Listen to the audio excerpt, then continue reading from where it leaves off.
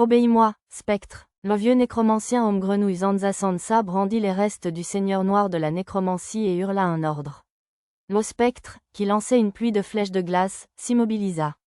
Il s'abaissa lentement au sol et se tint devant le vieux nécromancien en inclinant la tête. Incroyable, il a vraiment écouté. C'est trop cool. Zanza Sansa, tu es vraiment génial.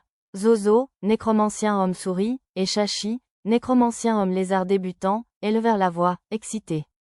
Parvenir à contrôler un spectre était un exploit impossible même pour les nécromanciens les plus talentueux.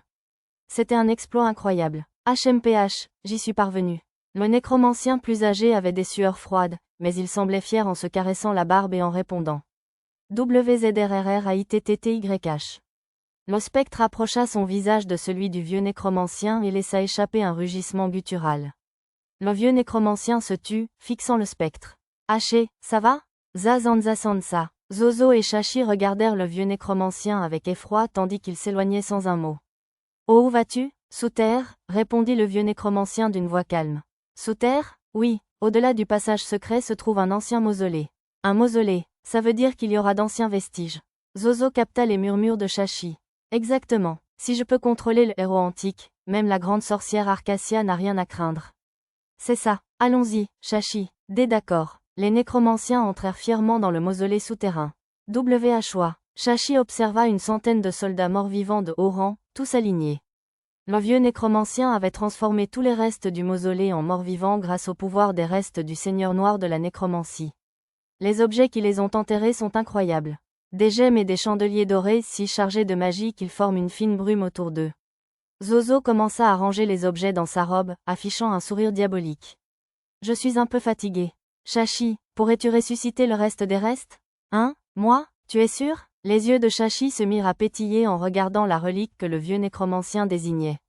Attends, laisse-moi l'utiliser, Zanza Sansa. Je serai 100 fois plus doué que Shashi. D'accord, essaie. Après réflexion, le vieux nécromancien la tendit à Zozo plutôt qu'à Shashi. Mec, c'est injuste. Qu'est-ce que c'est? Tu te plains? Shashi avait grommelé, mais il détourna bientôt le regard après que Zozo lui eut lancé un regard noir. Obéis-moi, mort-vivant. Sous les cris de Zozo, les couvercles de tous les cercueils alignés dans le mausolée s'ouvrirent et des chevaliers morts-vivants en sortirent. Ils paraissaient plus faibles que les morts-vivants que Zanza Sansa avait ressuscités plus tôt, pensa Shashi, mais il n'osa pas le dire à voix haute. Ça te fatigue vraiment. Une fois qu'on s'y sera habitué, ça devrait aller. Tu es même meilleur que moi. Shashi pencha la tête, confus, en entendant les compliments du vieux nécromancien pour Zozo. De toute façon, il était évident que les morts-vivants de Zozo étaient plus faibles. Tiens, tu as raison. Je suis plutôt doué pour ça. Ne sachant pas ce que Shashi pensait vraiment de lui, Zozo accepta le compliment, le mettant de bonne humeur. S'il y avait eu un arbre à proximité, Zozo y aurait probablement grimpé de joie. Zozo, le spectre m'a donné d'autres informations. Il y a d'autres restes aptes à être transformés en morts-vivants juste devant. Super, je commençais à en avoir un peu marre d'avoir seulement des chevaliers. Se vanta Zozo, malgré une forte expression d'épuisement sur son visage. Ils avancèrent, se prenant parfois les pieds dans des objets lorsqu'ils arrivèrent enfin à destination. Devant eux se dressait un vieux trône pourri, sur lequel était assis un cadavre. Il lui manquait les mains, les pieds et la tête. Qu'est-ce que c'est? Il ne reste que le torse. Ce sont les restes d'un grand roi. Une fois que nous l'aurons réanimé, il n'aura plus besoin de chair. Le vieux nécromancien s'adressa à Zozo, dubitatif. Shashi observait de derrière. Il avait l'impression d'être coincé au même endroit, incapable d'avancer. Rien que de rester là, j'ai l'impression que ma vie va être vidée de son sang. Il y a quelque chose de bizarre là-dedans. Dans l'esprit de Shashi, une sorte de sixième sens, distinct de la peur, sonnait l'alarme avec intensité. Les deux autres nécromanciens n'écoutèrent pas Shashi et poursuivirent leur conversation. Je ne pourrais pas le réanimer, mais Zozo, tu devrais pouvoir le faire. D'accord, laisse-moi faire. Allons-y. Poussé par le vieux nécromancien, Zozo remonta ses manches et se dirigea vers les restes. Ah attends, il y a quelque chose qui cloche, mec. N'y touche pas. Reste silencieux et regarde, lâche. Je vais te montrer à quel point je suis doué. Zozo, trop emporté, ignora l'avertissement de Shashi, le considérant comme un bruit insignifiant. Il y a quelque chose qui ne va pas. Le vieux nécromancien l'interrompit silencieusement, tentant d'arrêter Zozo. Zanza Sansa? Shashi leva les yeux vers le vieux nécromancien, mais resta muet devant l'expression haineuse de son regard. Réveille-toi, vieux cadavre. Le plus grand nécromancien de ce siècle, Zozo, te l'ordonne. Une brume noire commença à suinter des restes. La brume noire se transforma bientôt en une silhouette humaine. La silhouette humaine observa son corps, puis regarda autour d'elle.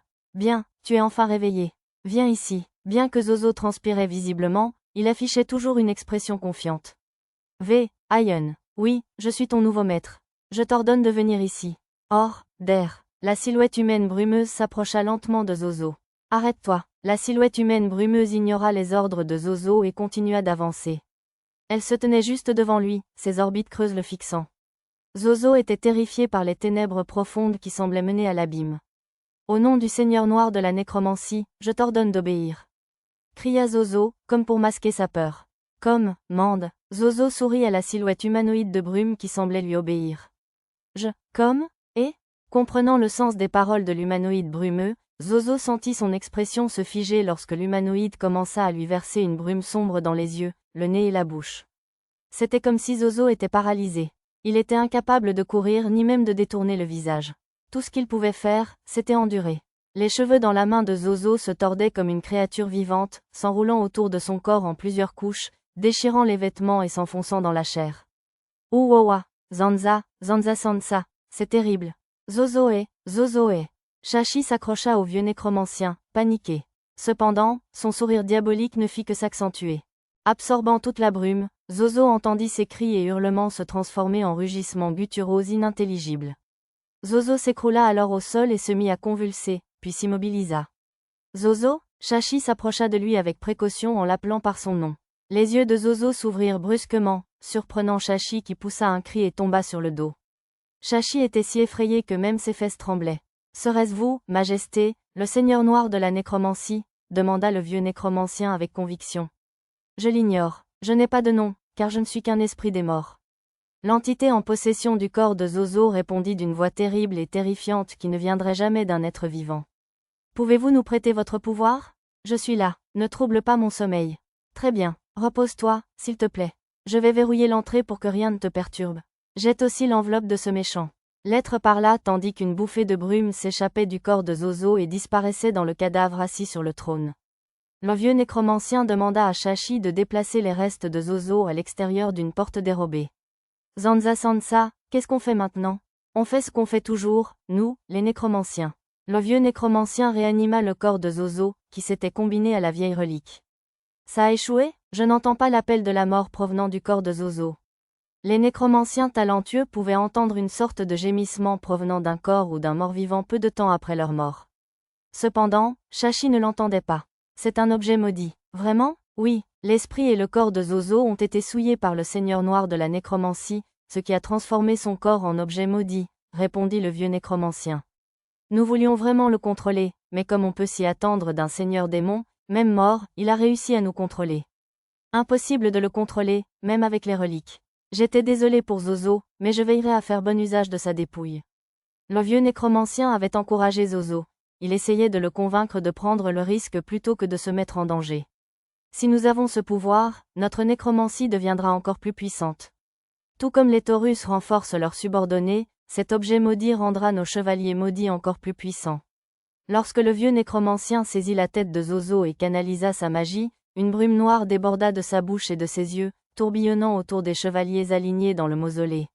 Shashi était terrifié, mais il ressentit une étrange sensation, comme si une connexion avait été coupée par une lame à la fois chaude et froide. Zanza Sansa, les squelettes à l'entrée ont été attaqués. La connexion de Shashi avec les morts-vivants qu'il contrôlait avait été rompue. Des aventuriers ? Il y avait des aventuriers, mais on aurait dit qu'ils avaient été purifiés par la magie sacrée, eux aussi. Des prêtres ? Je crois. Le vieux nécromancien ordonna à son familier, le hibou mort-vivant, de partir en reconnaissance à leur recherche. Je le savais, il y a des morts-vivants ici. Le grand prêtre Mokro pointa du doigt les os blancs purifiés en sautant de joie.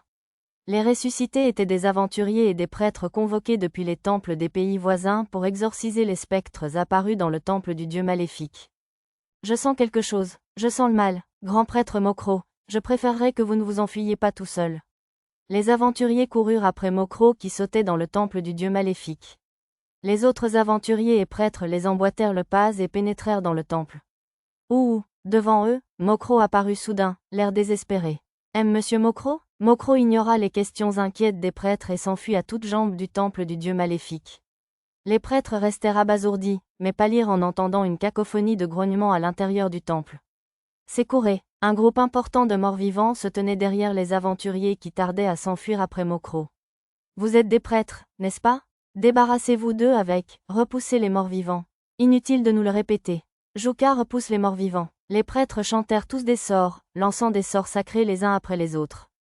Cependant, cela ne parvint pas à vaincre les morts-vivants, ni à les arrêter. Aventuriers et prêtres jetèrent leurs affaires au sol et coururent après Mokro. Pourquoi êtes-vous impuissants? Vous ne vous vantiez pas d'être des prêtres impressionnants? On ne peut rien contre des morts-vivants de haut niveau comme ça.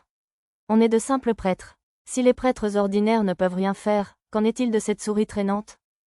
Souris traînante? Sir Mokro peut peut-être faire quelque chose. Après tout, il est venu ici pour se débarrasser du spectre. Les prêtres émirent un petit rire en découvrant le surnom bien choisi de Mokro. Sir Mokro, vous savez vous en sortir, n'est-ce pas? Faites quelque chose. Vous croyez que je peux m'occuper d'un groupe de morts-vivants de haut niveau comme ça? Une fois la ligne de front terminée, j'ai été assailli par un autre groupe.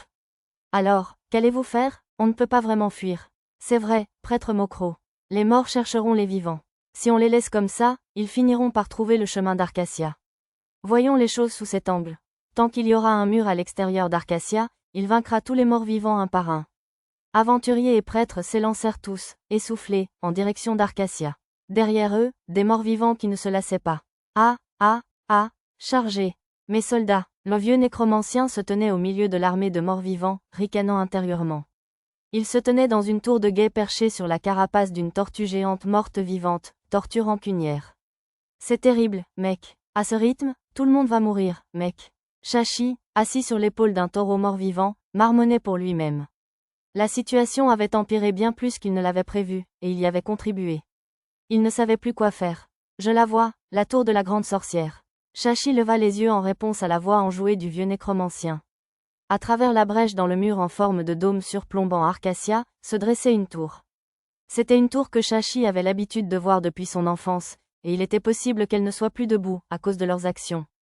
Cela effrayait Shashi. Attends un peu, Arcacia. Tu vas tomber entre nos mains. Le vieux nécromancien exagérait son dédain envers Arcacia, comme s'il ignorait complètement les sentiments de Shashi.